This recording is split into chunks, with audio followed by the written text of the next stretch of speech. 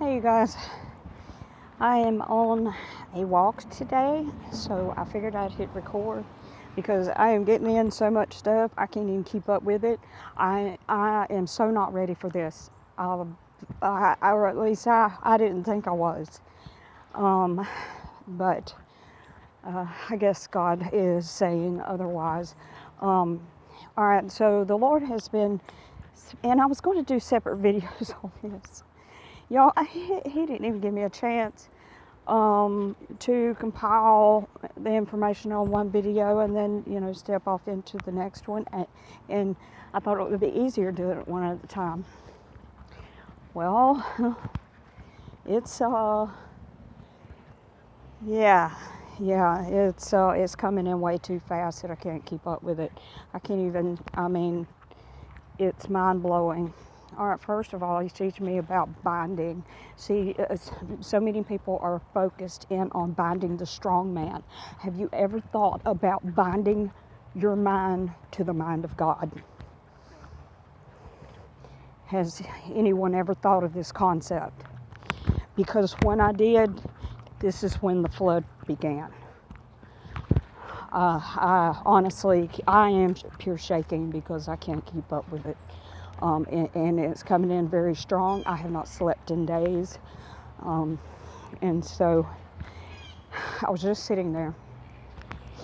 And just now, before I started walking, I get a lot when I walk because my mind is more at peace. I'm centered around the environment, and it's just peaceful, more peaceful. It's like fishing. I'd probably get tons of stuff going fishing. Driving a car, same thing. You get a whole lot of things by doing that. But anyway, yeah, there's been a lot. And I was just sitting there, and he was speaking to me about his name. He said, just like on the outside of the tomb, he said there was a seal. He said, my name is a seal. It seals the deal, is what it does. He said there would not have been a seal on the outside of that tomb had I not been dead. Yeah, it's pretty powerful. Mary and Martha had to gaze on his dead body for so long. And they tried to come up with a rumor that his body had been stolen, that was the explanation for the resurrection and why he wasn't there in the tomb. And that, of course, is false, because had he not actually died and been buried, there would have been no seal. It was a Roman seal on the outside of that tomb. I will write on stone your new name. He puts a seal on every single one of us. We are those tombs when he starts with us. With a heart of stone, he removes that stone. He moves it out of the way with the word. Word he's already spoken. And he removes that. Once it's rolled away, he will give you a heart made of flesh, a new heart. He didn't say one that was already there and rebuilds it. No, he gives you a new one. What was made new? What stepped out of that tomb after the stone was removed? It was God's heart wrapped in flesh. This is the heart that we are binding ourselves to every time we read the gospel.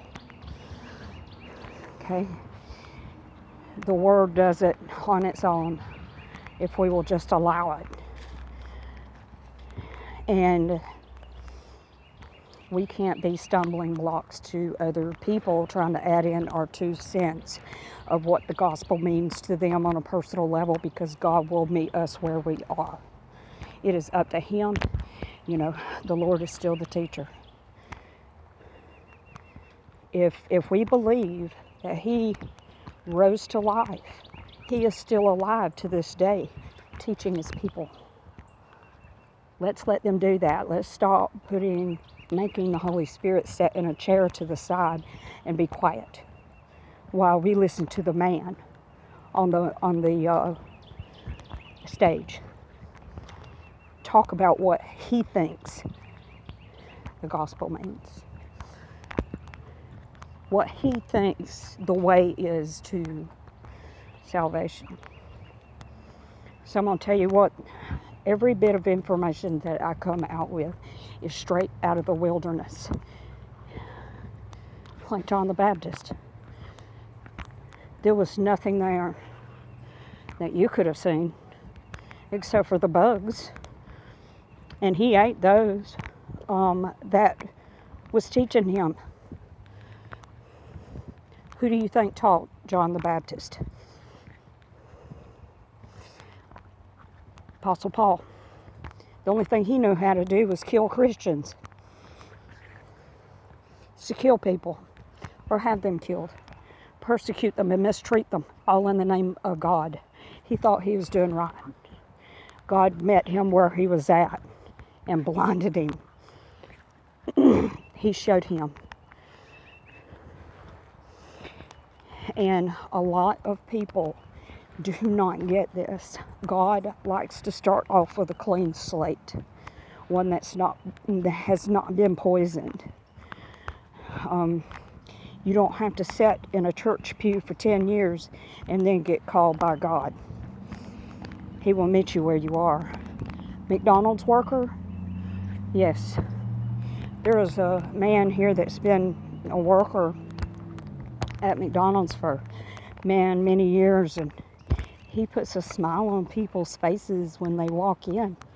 6 o'clock in the morning, they're grumpy, they don't want to be there, they don't want to have to go to work. He breaks up the monotony of life in their days.